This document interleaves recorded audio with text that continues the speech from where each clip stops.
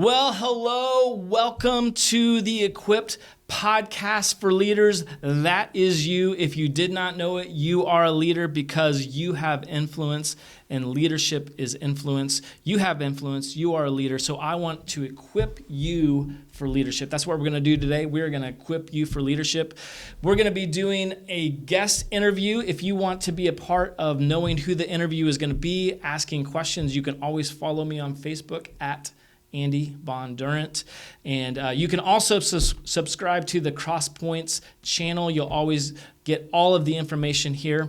But I just wanted to tell you this week we're going to be interviewing Mark Traver, who is the missions pastor / administration pastor here at Crosspoints Church. He's married to Lori. He has 2 kids, Caleb and Mackenzie. Great leader. He was a missionary himself for 20 years with Youth with a Mission in Nashville, Tennessee, but he also traveled all over the world. He's been more places than I could ever dream of, as he was also the base leader there in Nashville. And so he's going to be here with us, and he's going to be talking about what does it mean, how do we go about leading a younger generation. So if you are a parent, you're a grandparent, you're a teacher, you help out here someplace in the church, and you want to know what does it take to lead a younger generation, I want you to listen to this podcast. Mark has a lot of great information and just really practical ways that you can lead the younger generation. So without further ado, let's get to Mark and the interview. Okay, well, hey, we are filming this in November, which is a huge month for the life of our church. It is Missions Month. Sure is. And I have Mark Traver here. He is our missions pastor. I am personally super excited. I love Missions Month. I love the missionaries. I love the fact that you are leading our missions department. I love where we're going as a church with missions. So I'm super excited to have you here. Thanks, Mark, for being a part. Great to be here. So we're just going to jump right into it. Okay. So before you came to Crosspoints as the missions pastor and administrative pastor, you wear a couple different hats here. You served on the missions field for 20 years. 20 years. Yep. 20 years. And you were based in Nashville, Tennessee. I was. That entire time. But you played a lot of different roles through the course of that time. So what were some of the different roles that you played while you were in Nashville? Well, my first role when I got there, I was barely even on staff, and the accountant got sick, and I took on the accounting for the entire base. And at that time, we had 100 staff, a couple hundred students. It was like a tiny university. Okay. I had no idea what I was doing, but I jumped in and did that. I served, and what was the need.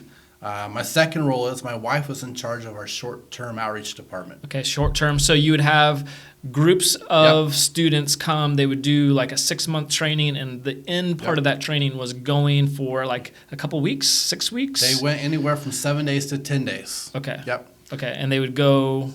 We went all over. So we went to Mexico. That was our biggest place that we went to. Different inner cities in the United States, like Atlanta, we went to Nashville, Birmingham, Memphis.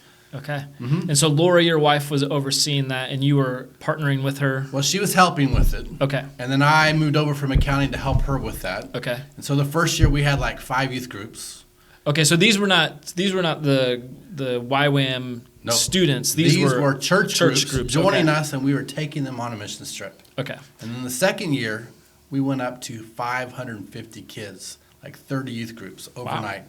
And Lori and I had only been married a couple years. It was a crazy leadership challenge for us. Okay, so that was one of your first probably real leadership moments. Yep. Okay, so tell me about that. What did you learn in that moment? Like, you thought maybe you knew leadership, but you really learned something about leadership in that moment. I learned so much that first year because, again, we had college students. We had youth pastors who've been leading their youth groups for many years. And here I am, a 22, 3-year-old kid, and I'm leading in another country in Mexico outreaches. And so I learned that I didn't know a whole lot. That's what I didn't learn. Okay. But I think the biggest thing that I learned was I had a leader above me. He was our base director, and he trusted us. And he took a challenge. He knew that we'd make mistakes, and we made plenty of mistakes. Right. But then he always was there to help us walk through those mistakes and help us go to that next level. He didn't get upset at us when we made those mistakes. He was ready to be there and help us walk through those mistakes. And that's something that I really learned, that it's okay to make mistakes. Yeah. And it's okay especially if you have another leader alongside you or above you that can help you maneuver those mistakes as a young leader. That's really good. Really good. Okay, so that was one of the roles that you played. I know you may have done some other stuff, but you actually oversaw the entire base for a while. Well, I did. For 8 years. We were the YWAM Nashville campus base directors. Okay. That was pretty huge, right? Yep. Again, you had several hundred or 100 plus people on base that you were overseeing. Correct. And what did you learn? What was some things, again, that you learned in that moment? Well, again, it's a Youth with a Mission campus, and most of our staff, we had anywhere from 35 up to 65 staff. Wow. And most of them were college-age kids. Okay. They just come out of college, and they were young. And kind of like when I was in there. When I was leading, I was in my 40s.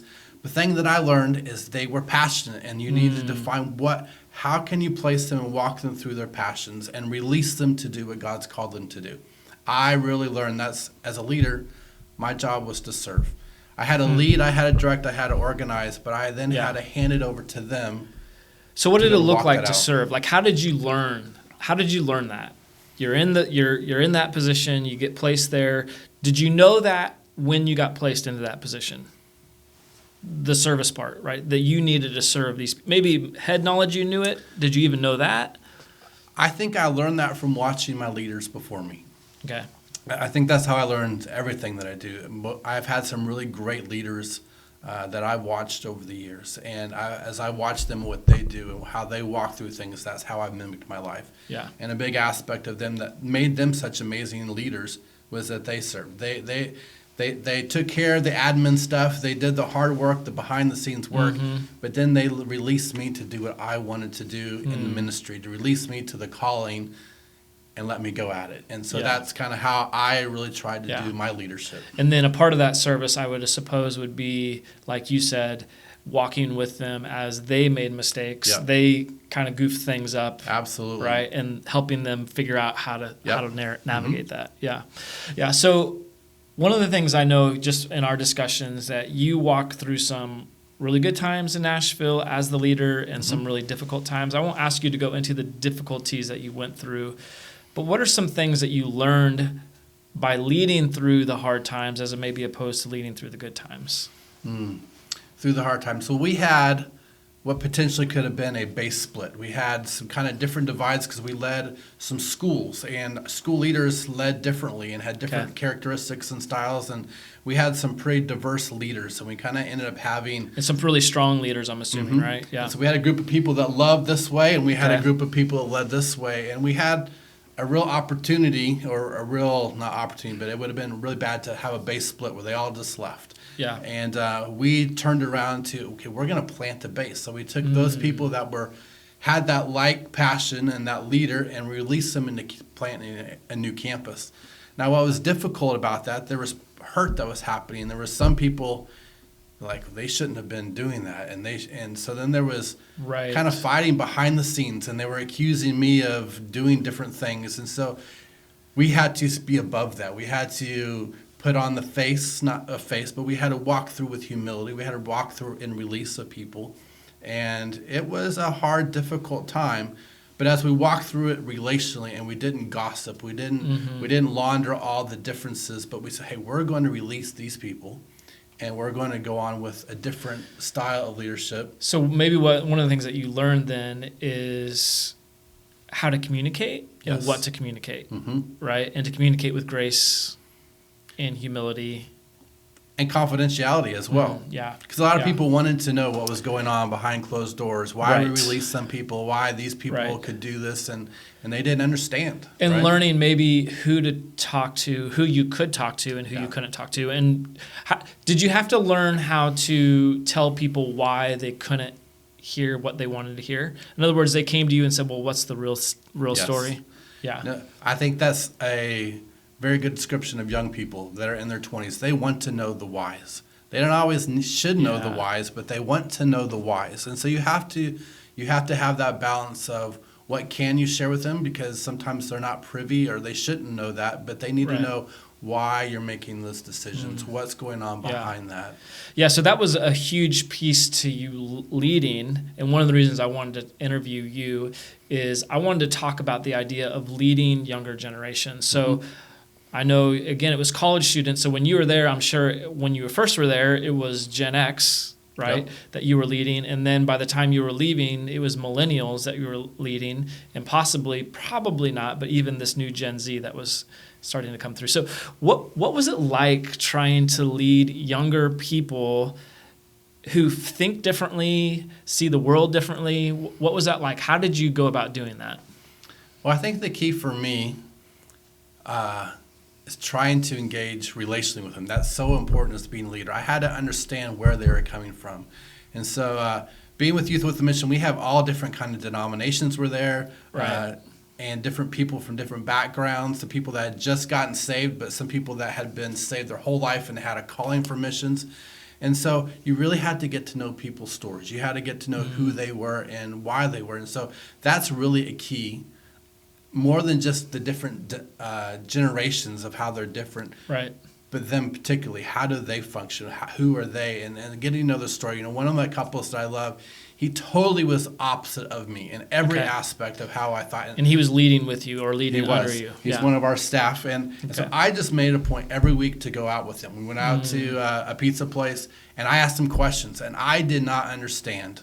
But as I got to know his reason and his heart, he ended up having a great relationship with me, and I was able to release him to do a lot of great leadership things on our campus because we had that great leadership together. So relationships, that's obviously key. So anything key. Else that you would say that was like you really learned when I'm leading young people, this is key to seeing success for me as a leader and for them as a leader underneath me? Well, I think for almost any generation, they want to know why they're doing it. They got to have the vision. Yeah. They have to know the reason why. And then they want, most people I have found, they want to be released to do it. They don't want somebody overshadowing them. They don't want the leader telling them every day what to do. They don't want their hands held. And as I found most people that were that way, so you had to release them. You know, how did you practically do that, right? How did you practically release, but yet at the same time, you're in charge? You know, if they screw up in something overseas and you get the phone call, you're responsible. So how did you manage and balance that? Again, it's like what I learned. I had to then do that myself, is learning to handle the messes. And so I had a great leader, went to Mexico. We led it for several years and released it to this young lady. And she definitely did not like to be micromanaged. We kind of had it down to a science. We knew what worked, what didn't work. We knew what the youth pastors really wanted. And she wanted to change things. And she, well, how about this? I'm like, we tried that. Well, how about this? We tried that. And that would frustrate her so much. So we had to learn, okay, that's a great idea. Let her try it. And then she would try it. And we would say, I don't think this is going to work, but let's try it. And it made a mess. And then we were there to help her. And then we were like, well, how about you try it this way? So it became kind of part of it was part of her leadership. And so we kind of give them the tools. And so you kind of find a way to help do that a little bit on the front. And if they weren't quite there, then they get to make the mess. And then you're there to champion them, not correct them, but say, okay, you did a good job. You tried this new thing.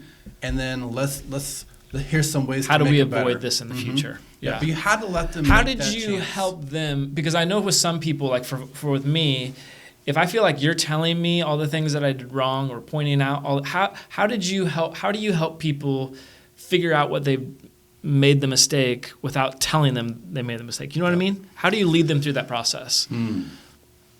Well, I think that comes naturally when, at least for me, as we're leading these youth groups, they're filling out evaluations, the youth pastors. And so we actually had to go over the top sometimes and not let them read some of the evaluations because some leaders are very black and white. They did this wrong, this wrong. The food was horrible. The outreach leader was horrible. It wasn't organized. And so then we would take away and then show them what they did right. Okay, these are all the positive things. And then here's a few things that we need to work on. So would you kind of categorize it? Like if you got all of the different ones and you had 12 people saying all of this same thing and 10 people saying this thing, you kind of brought it to them like that? And usually our staff knew that they weren't doing things right. And so they didn't need to be told that they were horrible people because they didn't have the food cooked at a particular time or something. They needed to be told, hey, we can do this better. And so when we have 12 youth pastors saying you can make the food better, we listen. And so, okay, let's talk and strategize how we can make it better. Right. So the question isn't why, but it's how. Yes. What isn't? I mean, the overall arching question is why. Why are we doing this? But then how do we make it better? Mm-hmm. Okay. Yeah. So one of the questions that I think, one of the things I found really interesting is when you came from Youth with a Mission to Crosspoints, it was almost like reverse, right? You went from leading mostly young people to leading mostly people who are older than you, or maybe the same age or older than you, right?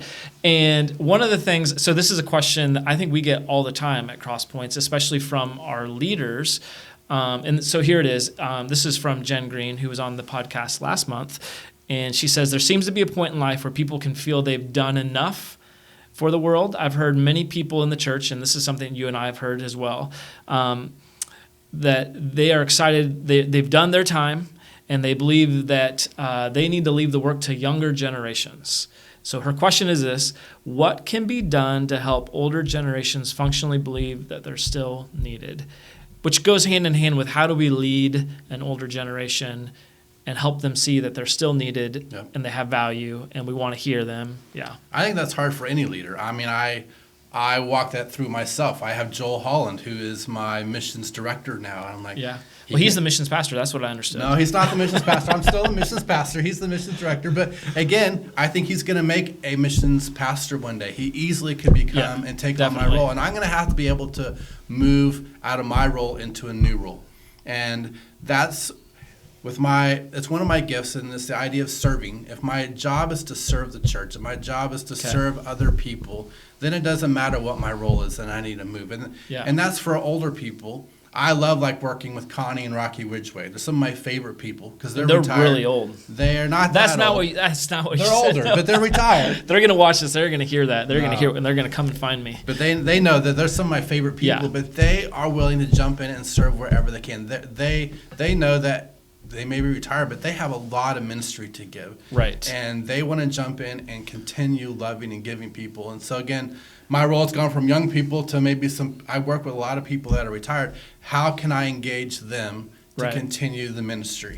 And there's so much to do. There's enough to share between all the generations in our church as far as the ministry goes. Yeah.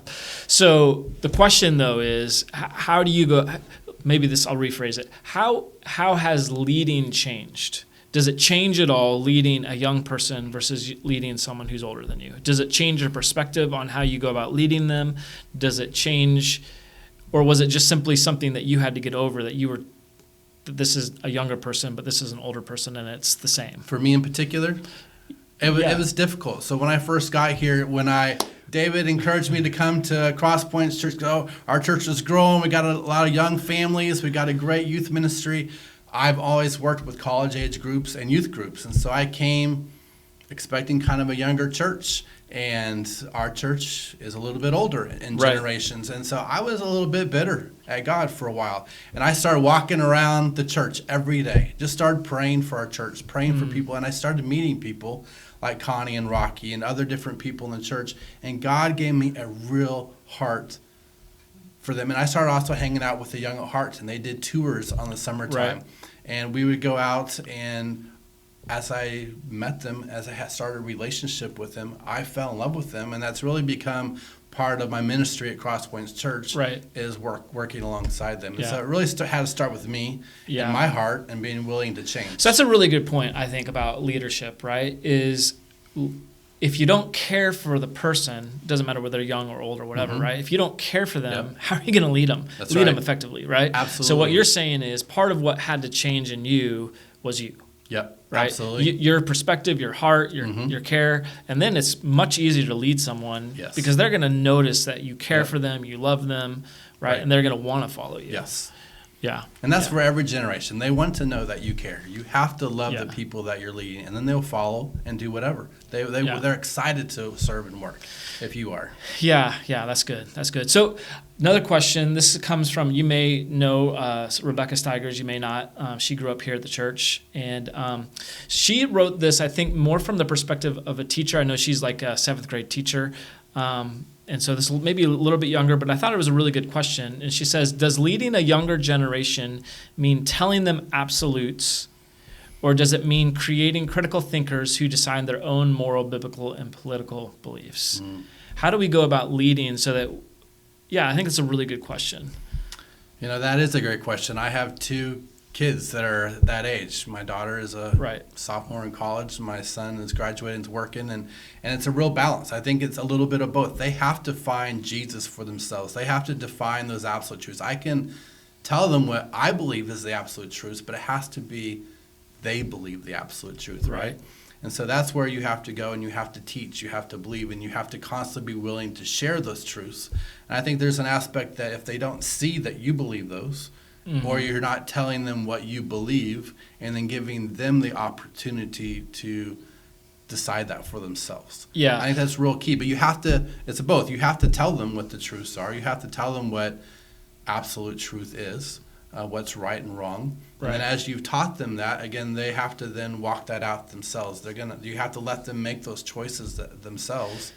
Yeah, it makes me think of what you said earlier, and this was more about like leading through change, but the why, right, is why do you believe what you believe? Yep. And that's something that I found, like talking about leading my own kids who are now getting older and they're starting to ask their critical questions for themselves, is it's not enough for me just to say this is what I believe, but I have to understand why I believe it. Yep. And that is really hard to do because that takes real thinking, and you have to go back and say, well, why do I believe this? Yep.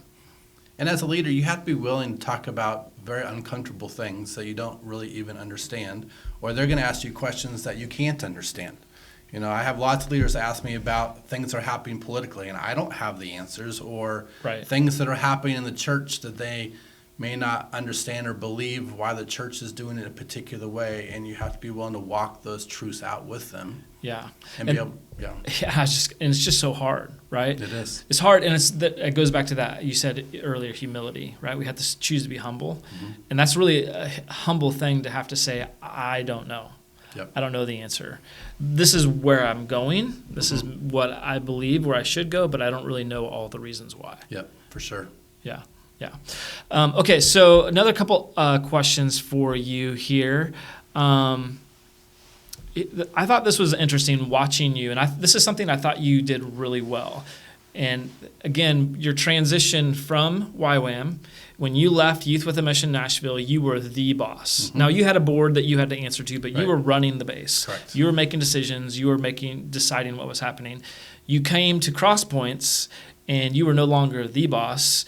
You were kind of in our world, middle management, as much as you can be, right? You had David and the board above you, and then you had some pastors. But then even you had staff that was underneath you, That's right? True. That's true. So how were you? I felt like you dealt with that really well. Looking back now, especially, because at the time, I don't think I really processed what you were walking through potentially.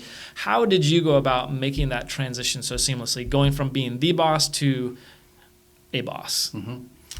Well, I think part of it was in Youth with a Mission, our roles changed all the time. So we'd let some other people lead, and we'd take a step back. And then the next year we'd lead, and then we'd take a step back. And I did this even with my wife. We led for 8 years. There was a year that she led the base, and I stayed home and homeschooled our kids. Wow. And then I led the base most of the time for the 7 years. And so I already kind of had a little bit of that, been able to walk that through. But I think the biggest part of it's never easy. Because you're naturally making those decisions, you're naturally right. Like you just were in the frame of mind. I'm sure that I have an idea, I have a thought. This is where we should do. I feel like this is what God's telling me. I'm going to move. Yep. But I think the biggest thing, the transition made it so easy, is that David had just become the lead pastor as well, and he put together a great team. We have an awesome pastoral team. Right. And David led as a team. And so I know that there's lots of organizations that lead from the top down. Yes. David didn't lead like that. No, David released us to be the missions pastor. We started when we first got here 8 years ago. We changed all kinds of systems in the church. And he gave me his ideas. I gave him his ideas. And we worked together as a team. Right. And that made it so smooth for me to make that transition. And we worked so well together as a church with you and with Nick, John Keir at that time. Yeah. And we did things together as a team, and it made it so much easier. I didn't have to be the boss or be under, because we were all just working cohesively for the same vision, the same goal. It reminds me, David talks a lot about synergy, that idea of synergy, and he talked a ton about that idea of all of us working together for a common goal, and we do more together than we do individually. And boy, did we really at that point. And we still do, but it was just so different at that point. I can't really put the difference in, but I hear what you're saying, and I think that's true. Yeah. It was easy to step in because you weren't stepping into just a guy running missions, right? But you were stepping into a whole life of the church, and we were throwing our ideas in. And David used the term, and he still uses it, but he used it a lot at that point, the idea of pushback. I want you to push back and tell me where I'm wrong. Yeah. And that made it so much easier. I think another thing that made it really easy was that David released us to do what we were called to do. Yeah. And that was amazing for me too, to see that. I also had been a bass director, and so I had understood the weight that he was going to carry. Yeah. And so I was ready to have that weight off me. Okay. And so I came intentionally. I knew I had a great relationship with David, and I wanted to come to serve whatever his dream was, because I didn't know what the church world was going to be. Yeah, you were really nervous. I was a little shell-shocked at the beginning. It's way different how we operated at YWAM. That's true. So we went to a conference one time. It was like your first thing. I actually wasn't even on staff. You weren't even on staff. It was a month before I came on staff. And you went to this. I remember you had to step aside and step out of the room a few times. You were just like, "This is too much. I'm overwhelmed with this world that I'm walking into." Yeah. Yep. Yeah. So one of the things that you've mentioned a few times is service, and that is one of your top skills as a leader. What would you say your other skills are that really help you lead? Well, I think one, I lead relationally, and that's one of the things that I try to do as much as possible. Even though I'm the administrative pastor, I think through the problems. And David has actually had to really help me as we get in these creative meetings. We have a lot of visionary pastors like Pastor Nick has always got these creative ideas. And I'm thinking first in my head, well, we can't do this. How much is going to be this? Here's all the roadblocks. All the roadblocks. Yeah. And I had to learn, keep my mouth shut.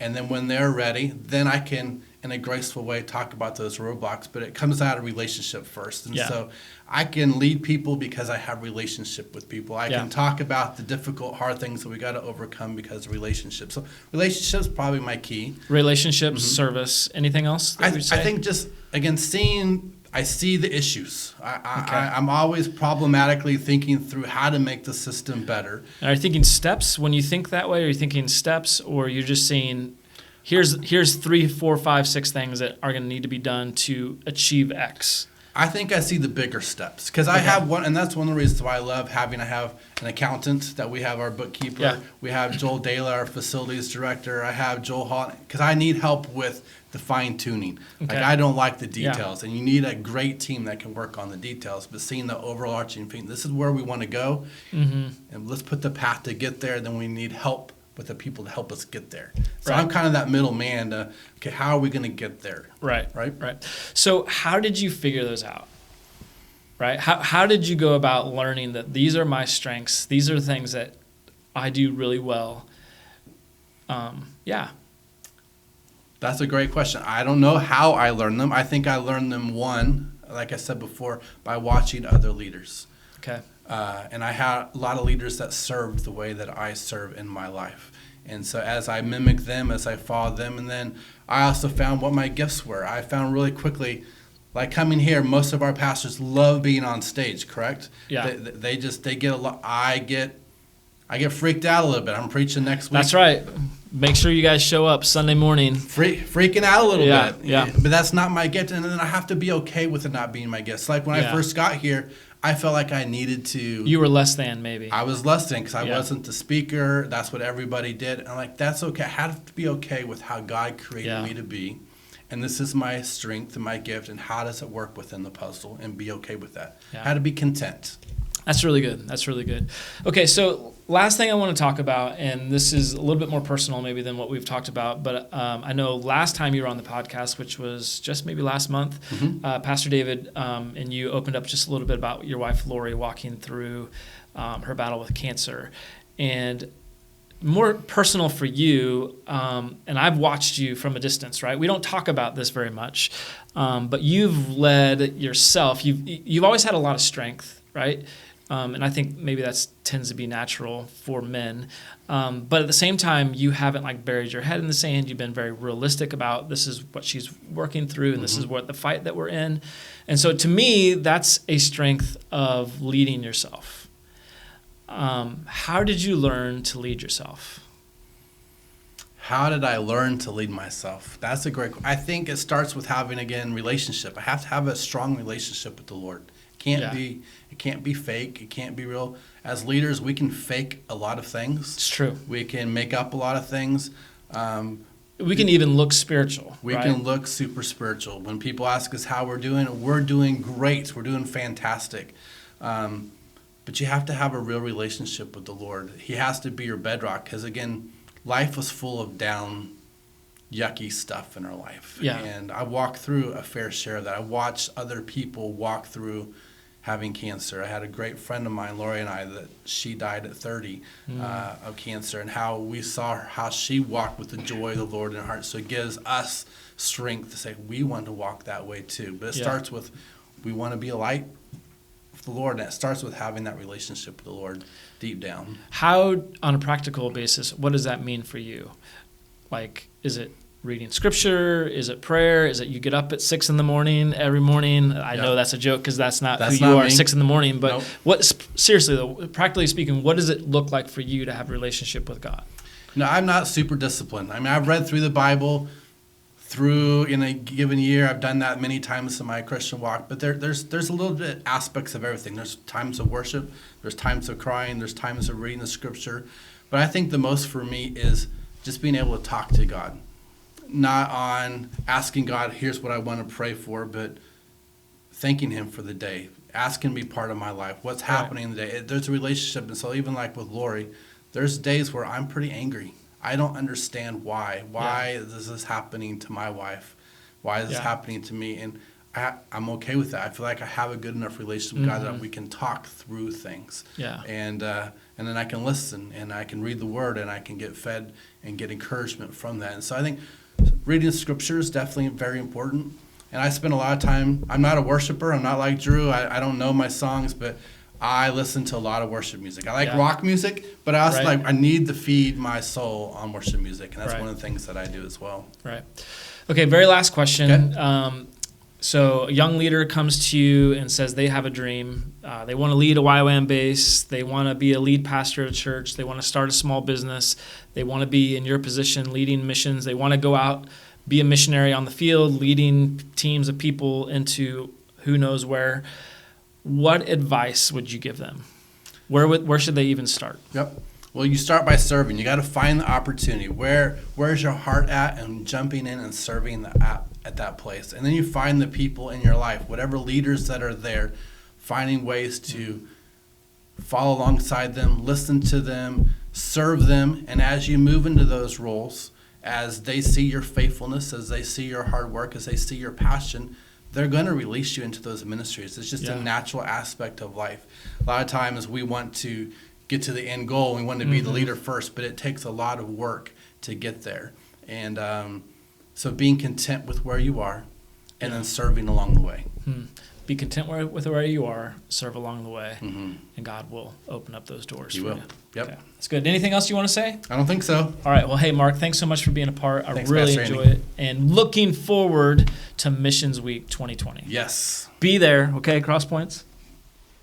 All right. Well, man, that was an awesome interview with Mark.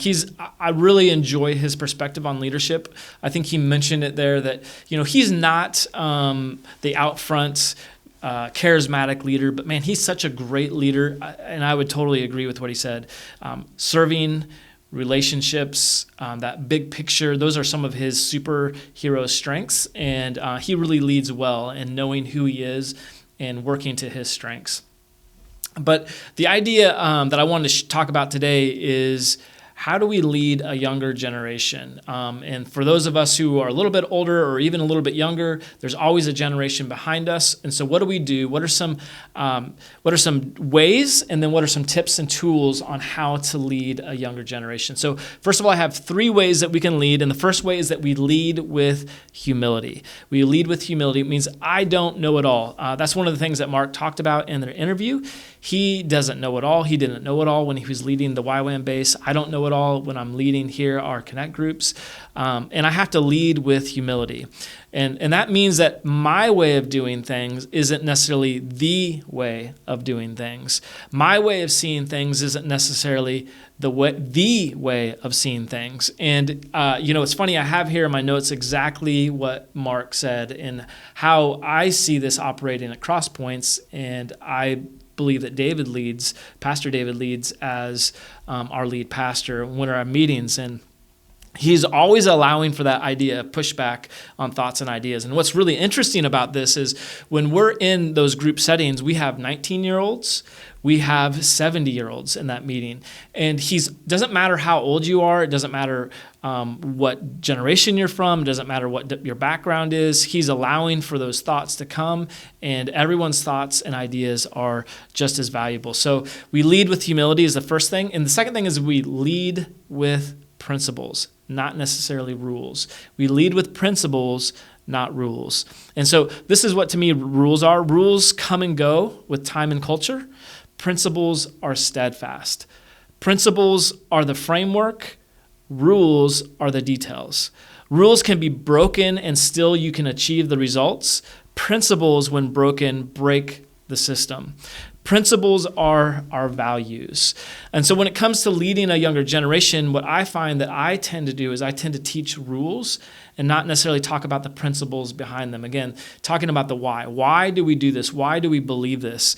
What are the principles and values that we live and lead by? And so that's one of my questions I think that's really important for us as leaders to know is what are the values that you have in your life? Those are the principles. Those are the principles that you live by, and those are the principles that we pass on to the generation behind us, or even the generation ahead of us, right? We want to say, these are the principles, these are the values that I have in my life. So what are the values that you have in your life? A few of the values that I have in my life, one is hard work. I believe in hard work, but I also believe in excellence. I want to do things excellently. But I also believe in creativity, right? Those are just 3 of the values that I have in my life. And so when I do things, I want to do them, I want to work really hard at them. And I believe in passing that on. I want to do it excellently. I want to do it as well as I possibly can. I want to pass that on. But I also want to be creative in the thoughts and the ideas and the ways that I express myself. So I want to pass that on as well. And so, the book of Proverbs is basically a book of principles. It's written by older, wiser men, and it's principles and values. And so just here's an example. Proverbs 24, 5 and 6 says, "The wise are mightier than the strong, and those with knowledge grow stronger and stronger. So don't go to war without wise guidance. Victory depends on having many advisors." Now, the rule is don't ever go to war without having wise advisors. But how many of us are ever going to go to war? But tomorrow, you may be walking into a meeting that you know is going to be fairly adversarial, right? And so when you walk into that meeting, have you gotten wise advice, right? So that's the principle. The principle is that when you go into a place where you know there's going to be fighting and discord, are you walking in with wise advice? The rule is I only wait for war.